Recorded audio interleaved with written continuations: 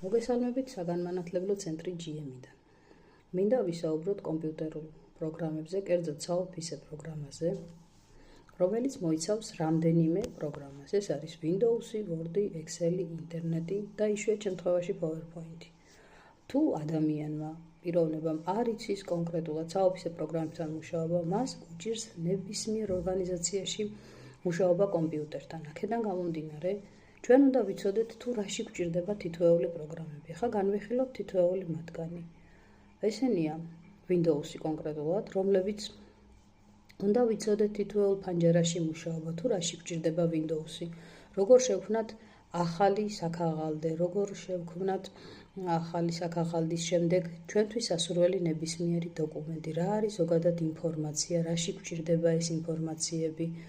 შემდეგ როგორ დაგროვდება ეს ინფორმაციები და ჩვენთვის უკვე ზედმეტი მასალა იქნება მიწოდებული კომპიუტერზე, ასეთ შემთხვევაში აუცილებელია, რომ ჩვენ კომპიუტერი გავანთავისუფლოთ ზედმეტი ინფორმაციისაგან.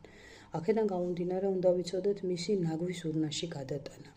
უნდა ვიცოდეთ ასევე თუ კი რაიმე მნიშვნელოვანი ინფორმაცია შემთხვევით გადაგვივარდა და აღმოჩნდა ის ელექტრონულ ნაგვის ყუთში, მისი აღდგენა როგორ შევძლოთ. ასევე უნდა შეგვეძლოს მისი მთლიანად გასუფთავება, რადგან ნაგვის გადაყრა არ ნიშნავს იმას, რომ კომპიუტერში არ ინახება ისევ ეს ინფორმაცია.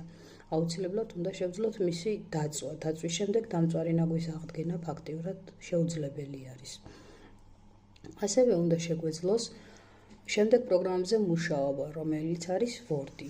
Word-ი არის ტექსტური რედაქტირების პროგრამა, რომელიც გამოიყენება ტექსტების ასაკრებად, აკრეფილი ტექსტების ჩასასწორებლად, ცხრილების ასაგებად, სხვადასხვა ელემენტების შესაქმნელად, სურათების, ეგრეთ წოდებული კლიპ-არტების და სხვადასხვა კიდე წვრილმანი ელემენტების შესაქმნელად. სამწუხაროდ ძალიან ბევრი მინდა გესაუბროთ ამ ერთ ვიდეოში, მაგრამ ფიზიკურად დრო არ გვაძლევს ამის შესაძლებლობას. აქედან გამომდინარე, ჩვენ შეგვიძლია გადავიდეთ შემდეგ პროგრამაზე. შემდეგი პროგრამა ეს არის Excel-ი.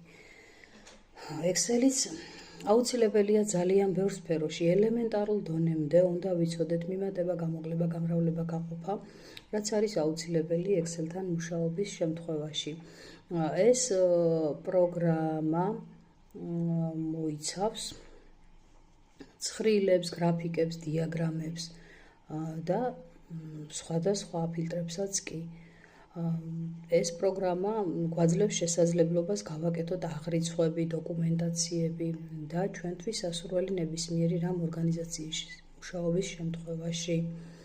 აქედან გამომდინარე, თუ კი ჩვენ ეს